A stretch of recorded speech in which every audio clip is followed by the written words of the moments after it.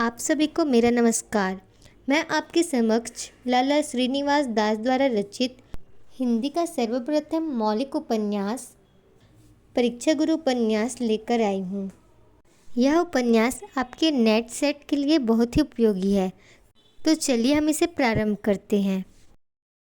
प्रकरण -15 एक्स प्रिय अथवा पे दमयंती बिलपत होती बन में अही भय पाए हे बद अधिक भयो ताहुते दुखदाई नलोपाख्याने ज्योतिष की विद पूरी नहीं मिलती, इसलिए उस पर विश्वास नहीं होता, परंतु प्रश्न का बुरा उत्तर आवे तो प्रथम ही से चित्त ऐसा व्याकुल हो जाता है कि उस काम के अचानक होने पर भी वैसा नहीं होता, और चित्त का असर ऐसा प्रबल होता है कि जिस वस्तु की संसार में सृष्टि ही न हो वह भी वहम समा जाने से तत्काल दिखाई देने लगती है।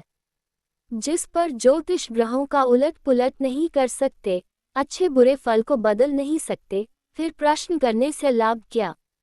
कोई ऐसी बात करनी चाहिए जिससे कुछ लाभ हो, मुंशी चुन्नीलाल ने कहा। अगर हुक्म दे तो मैं कुछ अर्ज करूं। बिहारी बाबू बहुत दिन से अवसर देख रहे थे, वह धीरे से पूछने लगे। अगर कहो, मुंशी चुन्नीलाल ने मदन मोहन के कहने से पहले ही कह दिया। भूजला पहाड़ी पर एक बड़े धनवान जागीरदार रहते हैं। उनको ताश खेलने का बड़ा व्यसन है। वह सदा बाजी बद कर खेलते हैं और मुझको इस खेल के पत्ते ऐसी राह से लगाने आते हैं कि जब खेले तब अपनी जीत हो। मैंने उनको कितनी ही बार हरा दिया, इसलिए अब वह मुझको नहीं पतियाते, परंतु आप चाहे तो मैं वह खेले आपको सिखा दूं, फिर आप उनसे निधड़क खेलें। आप हार जाएंगे तो वह रकम मैं दूंगा और जीते उसमें से मुझको आधी ही दे। बिहारी बाबू ने जुए का नाम छिपाकर मदन मोहन को आसामी बनाने के वास्ते कहा। जीतेंगे तो चौथाई देंगे, परंतु हारने के लिए रकम पहले जमा करा दो। मुंशी चुन्नीलाल मदन मोहन की तरफ से मामला करने लगे। हारने के लिए पहले 500 की थैली अपने पास रख लीजिए, परंतु जीत में आधा हिस्सा लूंगा। बिहारी बाबू हुज्जत करने लगे। नहीं, जो चुन्नीलाल ने कह दिया वह हो चुका, उससे अधिक हम कुछ न देंगे, लाला मदन मोहन ने कहा। और बड़ी मुश्किल से बिहारी बाबू उस पर कुछ राजी हुए, परंतु सौभाग्य बस उस समय बाबू बिहारी बाप से किस बात का मामला हो रहा है। बाबू बैजनाथ पहुंच ही पूछा। छा कुछ नहीं, ये तो ताश के खेल का जिक्र था, मुंशी चुन्नीलाल ने साधारण रीति से कहा। बिहारी बाबू कहते हैं कि मैं पत्ते लगाने सिखा दूं, जिस तरह पत्ते लगाकर आप एक धनवान जागीरदार से ताश खेलें और बाजी बदल लें। जो हारेंगे तो सब नुकसान मैं हूँगा, और जीतेंगे तो उसमें चौथाई ही मैं लूँगा। लाला मदन मोहन ने भोले भाव से सच्चा वृतांत कह दिया। ये तो खुला जुआ है और बिहारी बाबू आपको चाट लगाने के लिए प्रथम ये सब्ज बाग दिखाते हैं।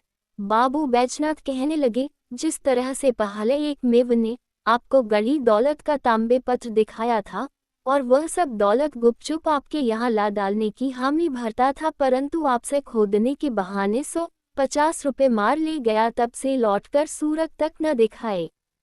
आपको याद होगा कि आपके पास एक बदमाश श्याम का शाहजादा बनकर आया था और उसने कहा था कि मैं हिंदुस्तान की सैर करने आया हूँ, मेरे जहाज ने कलकत्ते में लंगर कर रखा है, मुझको यहाँ खर्च की जरूरत है, आप अपने आढ़तिये का नाम मुझे बता दें, मैं अपने नौकरों को लिखकर उसके पास रुपए जमा कर दूंगा। जब उसकी इत्तला आपके पास आ जाए तब आप रुपए मुझे दे दे। निदान आपके आढ़तिये के नाम से तार आपके पास आ गया और आपने रुपए उसको दे दिए, परंतु वह तार उन्हीं के किसी साथी ने आपके आढ़तिये के नाम से आपको दे दिया था, इसलिए ये भेद खुला, उसमें शाहजादे का पता न लगा। एक बार एक मामला कराने वालों एक मामला आपके पास लाया था, जब उसने कहा था कि सरकार में रसद के लिए लड़कियों की खरीद है और तहसील में 2.5 मन का भाव है। मैं सहकारी हुक्म आपको दिखा दूंगा, आप 4 मन के भाव में मेरी मार्फत एक जंगल वाले की लकड़ी लेनी कर ले। ये कहकर उसने तहसील से निर्खनामे की दस्तखती नकल लाकर आपको दिखा दी, पर उस भाव में सरकार की कुछ खरीदारी न थी। इनके सिवाय जिस तरह बहुत से रसायनी तरह तरह का धोखा देकर सीधे आदमियों को ठगते फिरते हैं, इसी तरह ये भी जुआरी बनाने की एक चाल है।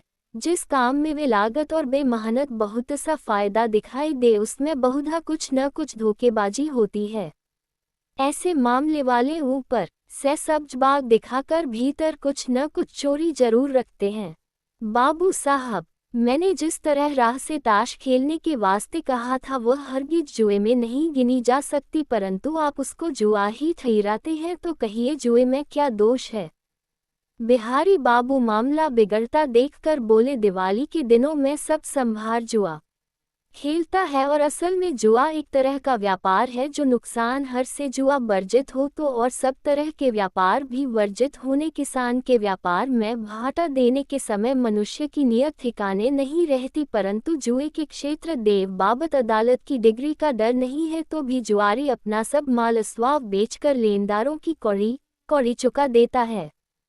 उसके पास रुपया हो तो वह उसके लुटाने में हाथ नहीं रोकता और अपने काम में ऐसा निमग्न हो जाता है कि उसे खाने पौवे तक याद नहीं रहती। उसके पास फोटी कोड़ी न रहे तो भी वह मुँह नहीं मरता, फपर जाते ही जीते जुआरी 2-4 गंडे देकर काम अच्छी तरह चला देते हैं। राम दिवाली पर क्या समझवार तो स्वप्न में भी जुए के पास नहीं जाते हुए से व्यापार का क्या संबंध? उसकी कुछ सूरत मिलती है तो बदनी से मिलती है, पर उसको जुए से अलग कौन समझता है?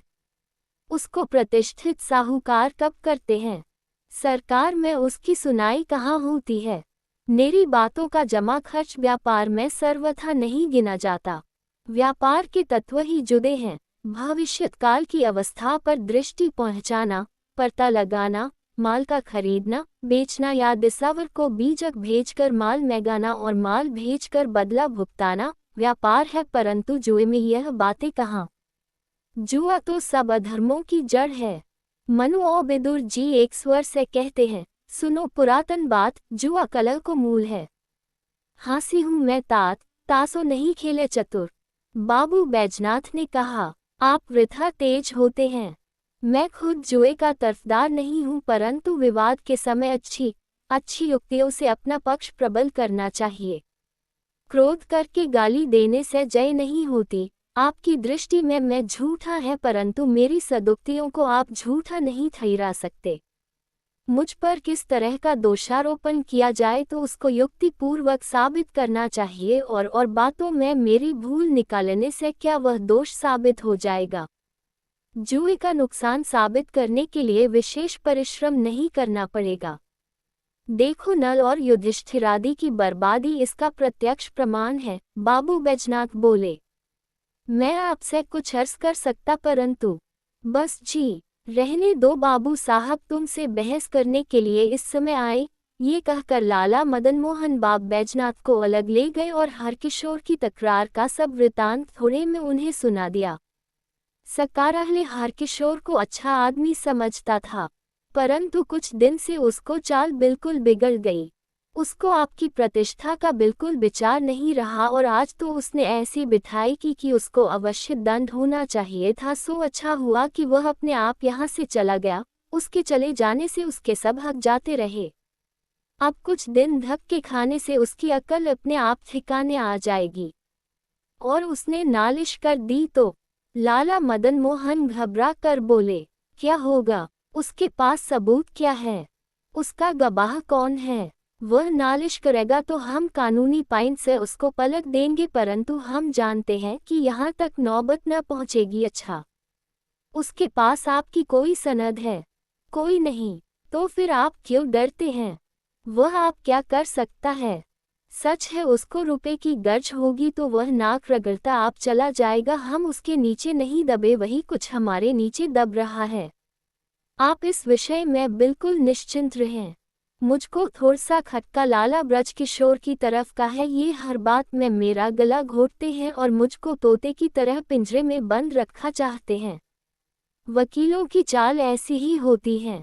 वह प्रथम धरती आकाश के कुल्लावे मिलाकर अपनी योग्यता जताते हैं, फिर दूसरे को तरह तरह का डर दिखाकर अपना आधीन बनाते हैं और अंत में आप उसके घरबार के मालिक बन बैठते हैं। परंतु चाहे जैसा फायदा हो, मैं तो ऐसी परतंत्रता से रहने को अच्छा नहीं समझता।